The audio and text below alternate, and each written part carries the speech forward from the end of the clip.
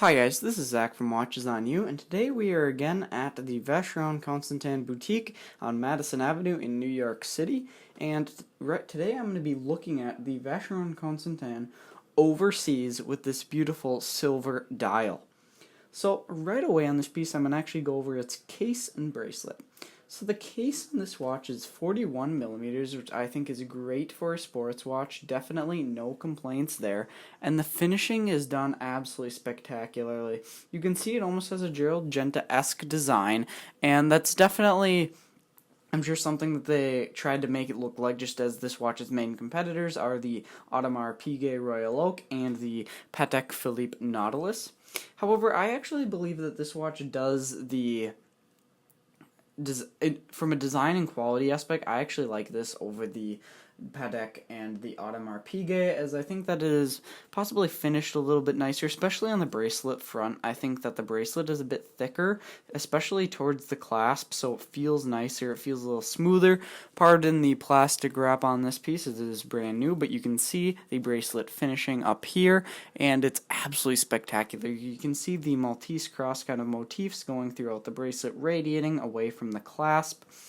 And overall, the bracelet's done very nicely, as well as the case. You can see that the integrated bracelet just flows very nicely into the lugs, and the lugs actually, you can see, match up perfectly with the end of the bracelet, so it really just has nice flow throughout the whole piece. And also, speaking on the bracelet front, when you buy a steel Overseas, you also get included a rubber strap and a leather strap in addition to the stainless steel bracelet.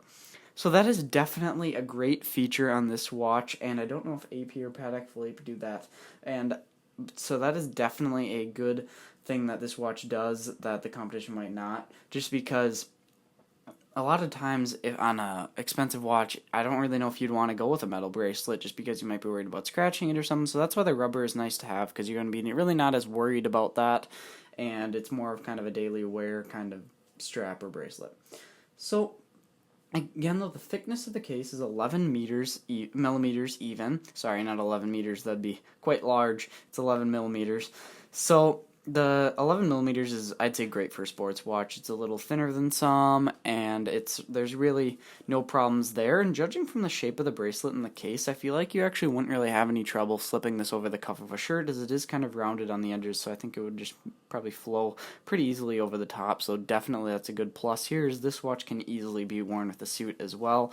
It just looking as very classic, simple design, so I think, yeah, you would have no trouble wearing this watch with a suit whatsoever. So now let's move to the dial.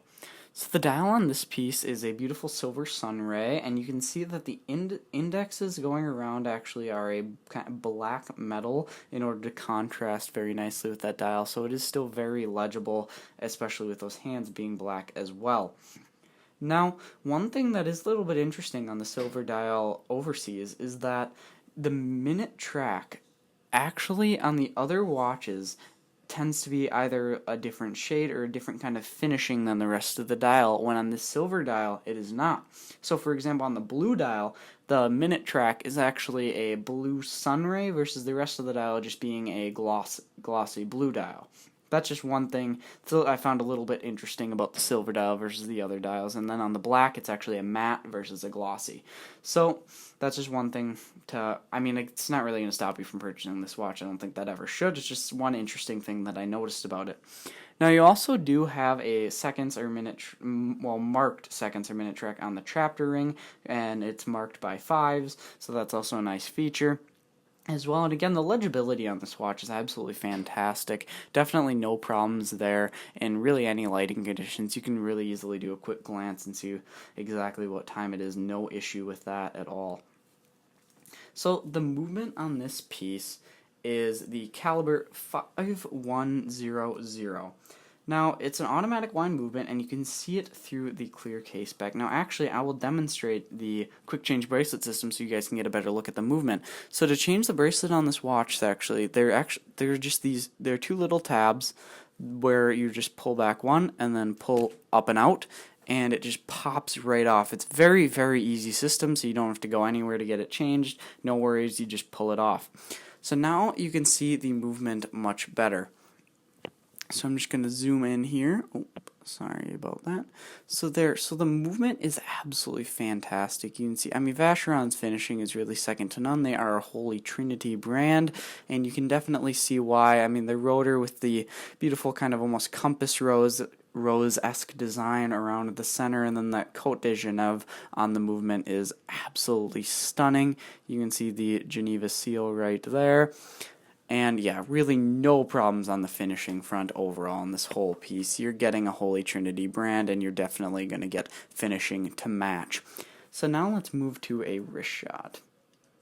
So I'll just pop this strap back on here, and the bracelet back on here. So to put it back on, you'll just get it in there, down, and then it should just click right in. No problem. I'd say that's the best quick change system I've ever seen, because some of them that are just kind of a push button, they're going to be almost too easy to take off, so you'll worry about it coming off accidentally. Below, that's one thing I worry about there, is where they have a button on the top, actually. If you knock it into something, maybe that could get accidentally pushed. I don't know if that's really happening or not. That's one thing I would worry about. But this one's easy. You just pull it back and take it off. Some others have been a little more tricky. So now you do get a butterfly clasp, very simple, easy to use. I love that. No problem there, definitely. Classic design of a clasp and easy to use. 2 push buttons to open that up. So on the wrist, you can definitely see that this is a nice sports watch. I mean, it fits absolutely beautifully. I have around a 7.5-inch wrist, somewhere around there, so take that for reference. I think the 41mm size is great for a sports watch. Personally, I love a 40mm, so 41 is definitely right there for me. No problems with that whatsoever. The date is also very easy to read at 3 o'clock, and I like how it's not very obtrusive from the dial, as they really try and kind of blend it in. One thing I really love about this piece again. So the thickness, as I said before, it's got an 11mm thickness. I think you should have no problem wearing that with a suit or anything. As you can see, it actually does lie quite low on the wrist, which is definitely a good plus. So overall, this watch is available at a retail price of $20,900, and I think that brings this watch in very good with the competition. I mean, it would be a little bit cheaper than the AP, and a lot cheaper than the Nautiluses. Now those are going well above retail, and I think that those prices are a bit unjustified for that watch, just as they are now. So the $20,900 price, and that's an accessible price for this piece too, which is great. This has been happening recently with Rolex and the Patek Nautilus, is you just cannot get them at retail price and in stock. It just does not happen unless you know someone special. This one was here at the boutique in New York City, and it was there ready to be sold. So that's one definitely plus about getting the Overseas versus the others, as well as being Vacheron is a little bit kind of more under the radar of a brand, and that's one thing I really like about it. I don't really want to be super flashy at all. I just kind of want a watch that I can very much appreciate, has great finishing, great quality, but yet I'm not going to really attract a huge amount of attention. That's one thing I really like about this piece as well. So thank you guys for watching this video. Remember to like, subscribe, and share. Thanks.